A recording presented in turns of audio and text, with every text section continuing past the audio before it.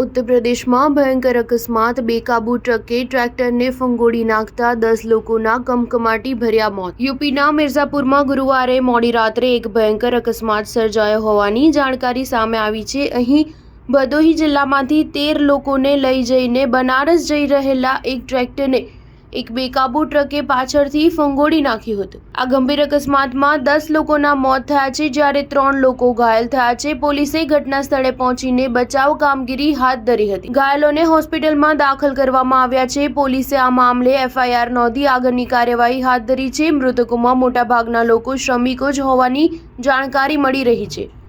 આ મામલે પોલીસે અધિકારીને જાણકારી આપતા જણાવ્યું હતું કે અમને રાત્રે 1 વાગે આજુબાજુ જાણકારી મળી હતી કે મિર્ઝાપુર નજીક અકસ્માત થયાની જાણકારી મળી છે, જેમાં એક ટ્રેક્ટર વારાણસી તરફ જતું હતું અને તેને એક ટ્રેક્ટરને પાછળથી ટક્કર મારી હોવાની માહિતી મળી। ટ્રેક્ટરમાં 13 લોકો સવાર હતા અને તેમાંથી 10 લોકો માર્યા ગયા હતા અને 3 લોકો ઈજાગ્રસ્ત થયા હતા। બધા પીડિતો મિર્ઝાપુરના જ રહેવાસી હોવાની જાણકારી છે। સ્ટાર ન્યૂઝ 7 હંમેશા સચ્ચાઈની સાથે।